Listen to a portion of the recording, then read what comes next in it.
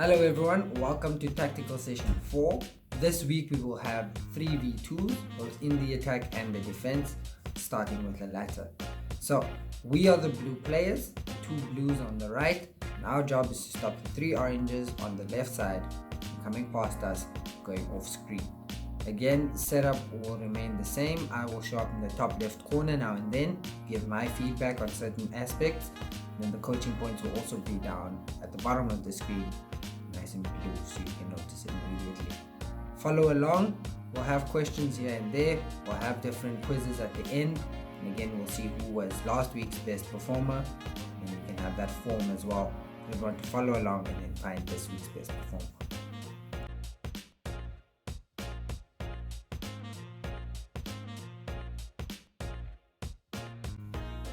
Okay, we're about to start with the defending first. Again, we are the 2 blues on the right. Our job now is to stop the oranges. As we pointed out last week as well, when we first introduced that second defender, we now have a team of defenders. So although we again want to start off with closing off the space for the attackers, we first need to decide which way we want to guide the play.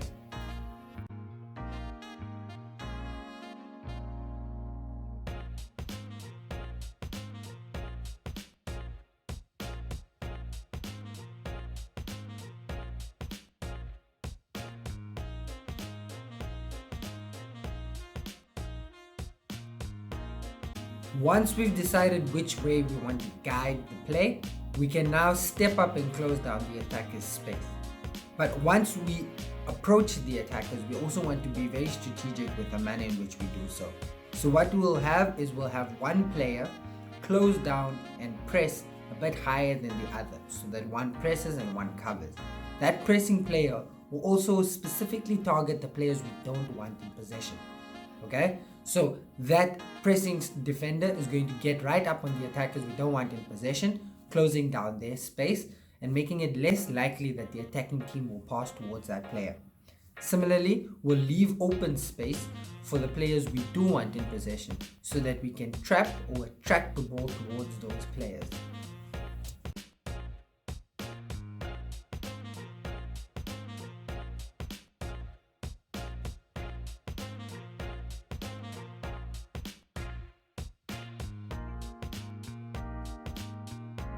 Now it's time for us to physically show the play in the direction of that target player. What we're going to do is the pressing player or the front defender will step in and cut out a pass between the central player, the ball carrier, and the opposite winger that we've identified that we don't want in possession. Okay? Step 2, we're going to make sure that the covering player will not leave a gap between the pressing player so that a pass can come through.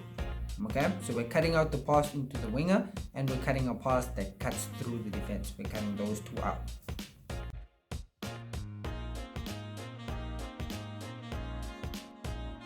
Now that central player has a decision. He can't go out wide into that winger that we've cut out. So that player either engages, in which case it's time for our front defender to make a tackle, or that central ball carrier will then lay off the ball to the winger that we wanted in possession the whole time. That's exactly the pass we were looking for. Now our front pressing defender will continue to cut out passes in field and will also now show that attacker into a favorable position. Meanwhile, our second covering defender will do exactly that, hang back and jockey the attacker, and then again provide cover for the team.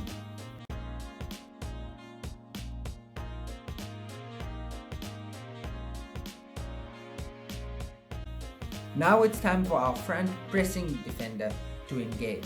Make a tackle, step across the attacker, whatever is necessary for him or her to regain possession for the team. Meanwhile, the second defender will now react according to what happens with that initial engagement.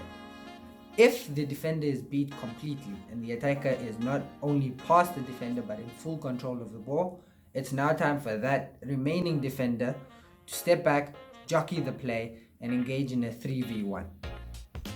If, however, the attacker has beaten the defender but is not in full control, so only retains partial control of the ball, now would be the ideal opportunity for that second defender to rush in and make a clearance. Finally, if that attacker however beats the defender but is nowhere near the ball, now then would be an opportunity for that second defender to regain possession for the team and perhaps look for counter-attacking opportunities.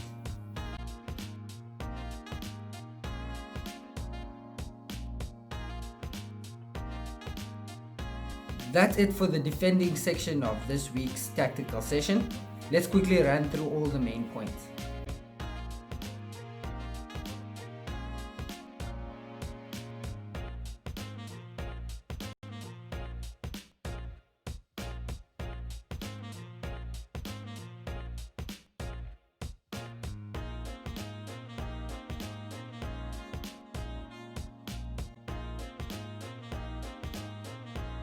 And with that, we are done with this week's 3v2 defending principles.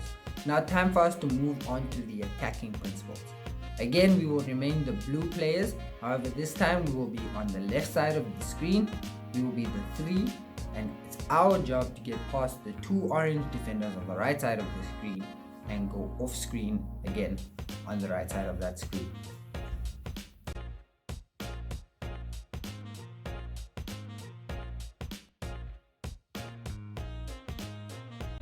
Okay, now it's time for us to attack. What does that mean? That means we want to create space. We create space by maximizing the space we have on the field. We're going to use width, we're going to use depth, we're going to stretch out those defenders, and then we're going to exploit the spaces that we've created accordingly.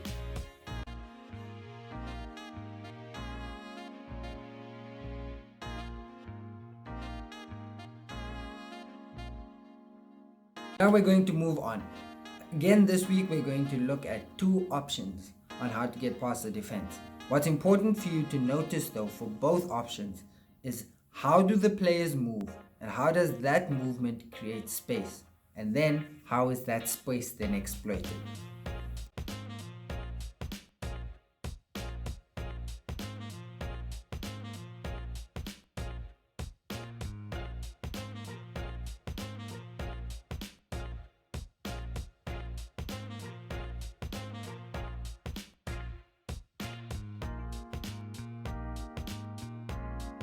Let's have a look at what we did there. We moved over to the right side of the field and dragged the defenders over to the right side as well. We engaged them there, and that created space on the left side. Then that ball is dropped into the central player who created the necessary depth. That ball is again quickly played onto the left winger, who has now created that width for the team as well. And that space is exploited almost immediately.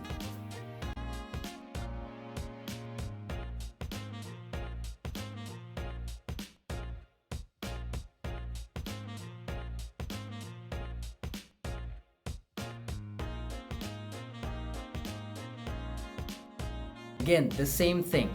The player's movement creates space. That space is then exploited with a ball that goes past the defense, and then the attackers are able to receive the ball on the other side of the defense and get beyond and off screen as we wanted to.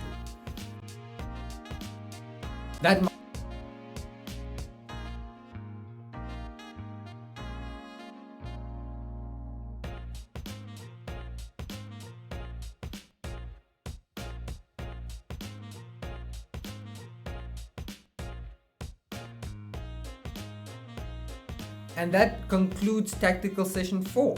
This week we had a look at 3v2s. We did that both the attacking and the defending principles. Now what's important for you to realize, like I said at the top of the video, this is when you have a 3-man midfield versus a 2-man midfield, or when center mids are being dragged out wide versus when they're not being dragged out wide. But again, this happens right throughout the game, all over the field. And what's important for you to realize now, that we've been building up to 3v2s by going 1v1s, 2v1s, 2v2s. We've had a look at the smaller principles, and as you get up to the bigger numbers, the 3v3s, the 4v3s, the 4v4s, or even the full field games, that it now becomes a bunch of smaller games all the way through. Those small principles we learned in the beginning become important when you go throughout, and it's just a compounding effect. That's how you need to look at it, that's how you need to understand it. Okay? Try to look for similarities, for common principles that you can feed off. Try to learn from these videos and then take that forward. the end of the day, these principles only really become impactful on your game and improve your game if you internalize them, you understand them, and then when you start reading the games, you understand them properly. That's when you'll have the outcomes, the positive results you're looking for, and that's when you'll be able to add to your game and become a better player.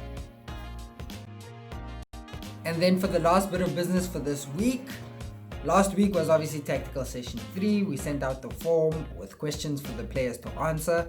And again, Karu Tharon has been the player with the most correct answers. Very well done, Karu.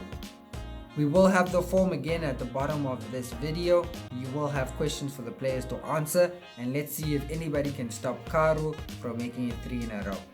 Otherwise, we'll see you for Tactical Session 5 next week, and I hope to see you there. Enjoy your week.